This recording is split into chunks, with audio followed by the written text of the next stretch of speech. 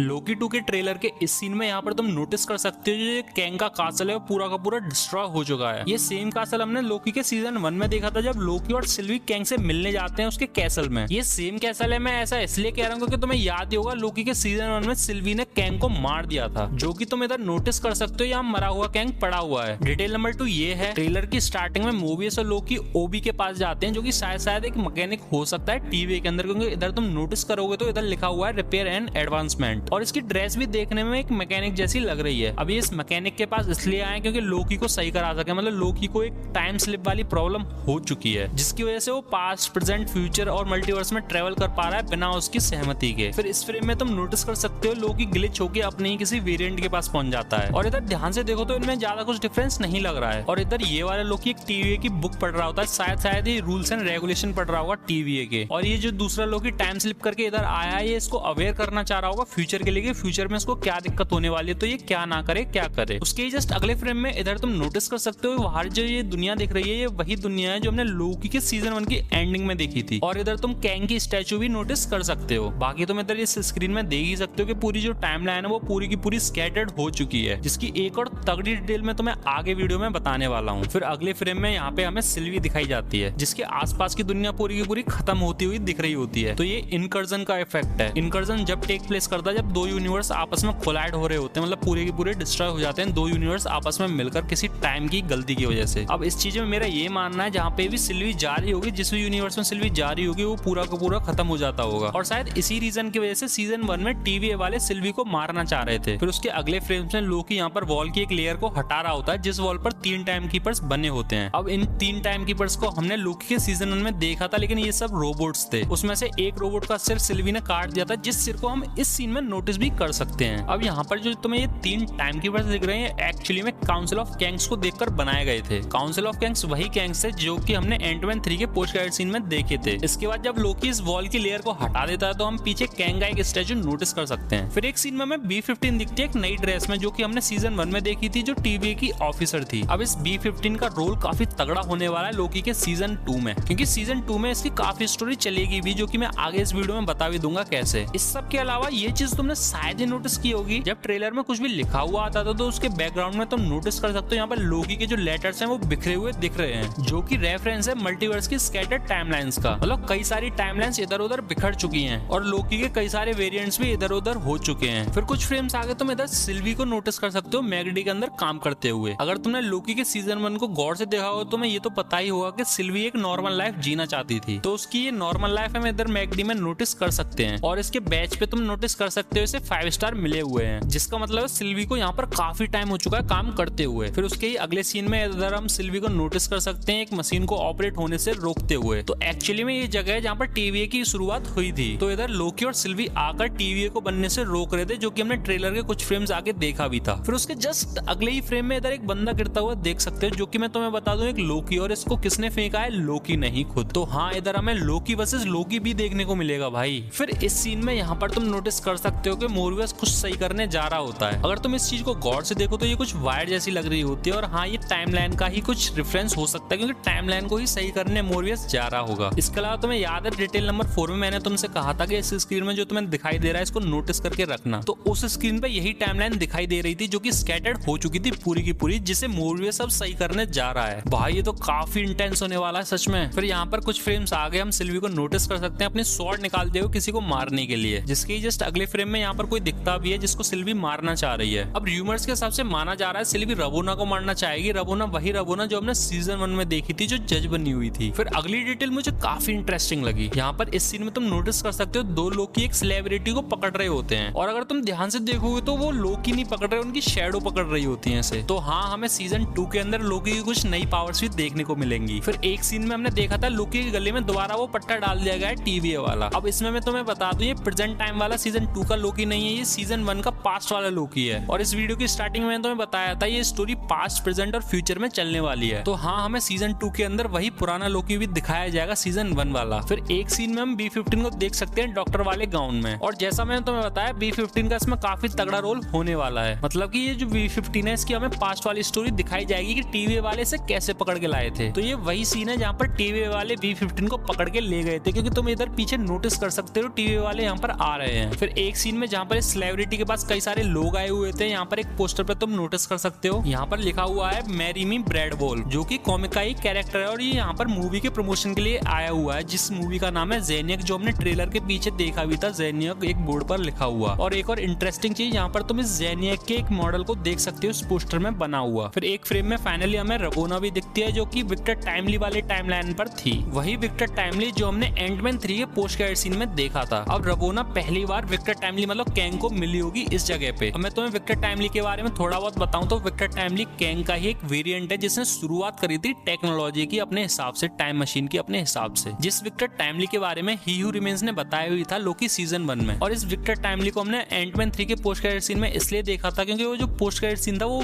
लोकी के सीजन 2 की एक क्लिप थी। फिर कुछ फ्रेम्स आगे विक्टर टाइमली अपनी मशीन ऑपरेट करता है, जिसमें से कई सारी इलेक्ट्रिसिटी निकलती है। अब पता नहीं क्यों मुझे ये वाला सीन क्रिस्टोफर नोलन की मूवी द प्रेस्टीज की याद दिला रहा था। द प्रेस्टीज में जो टाइमलाइन थी ना, वो बिल्कुल सेम टाइमलाइन थी जो हमें ट्रेलर में दिखाई जा रही है टाइमलाइन। द प्रेस्टीज में ऐसा हुआ था, जो टेस्ला नाम का साइंटिस्ट था ना, उसने एक ऐसी मशीन बनाई थी जिससे वो अपने ही वेरिएंट क्रिएट कर लेता था ऐसे ही इलेक्ट्रिसिटी से। तो कहीं ना कहीं ये रेफरेंस हो सकता है द प्रेस्टीज मूवी का। जिसने द प्रेस्टीज मूवी देखी है वो कमेंट में जरूर बताना। फिर एक सीन में यहाँ पर लोकी एक वॉल पर बने पोस्टर को समझा रहा होता है मूवियस को। अगर इस पोस्टर को हम ध्यान से देखें तो हम वही चीज नोटिस कर सकते हैं जो ही हू रिमेन्स ने हमें सीजन 1 में बताई थी। मतलब एक टाइम पर कैंग के कई सारे वेरिएंट्स के बीच में एक मल्टीवर्सल वॉर हुई थी, जिस वॉर के बारे में लोकी मोरियस को समझा रहा है इस पोस्टर के जरिए। और उसके साइड वाले पोस्टर में हम काउंसिल ऑफ कैंग्स को नोटिस कर सकते हैं, जो कि टाइमलाइन की शाखाओं को काटकर एक परफेक्ट टाइमलाइन बनाने की कोशिश कर रहे होते हैं। फिर एक सीन में यहाँ पर तुम जो हवा में चल रहे हुए वाहन को यहाँ पर विंडो पर टकराते हुए देख सकते हो। अगर तुम यहाँ पर गौर से देखोगे तो ये वही टीवी है जो हमने लोकी के सीजन 1 की एंडिंग में देखा था। अब इस वाले टीवी का मेन लीडर कौन सा वाला कैंग है, ये तो हमें लोकी का सीजन 2 देखने पर ही पता लगेगा। वैसे यहाँ पर तुम कैंग का एक स्टैचू नोटिस भी कर सकते हो। फिर उसकी जस्ट अगले ही फ्रेम में यहाँ पर एक स्क्रीन पे लिखा हुआ आता है thank you for your service.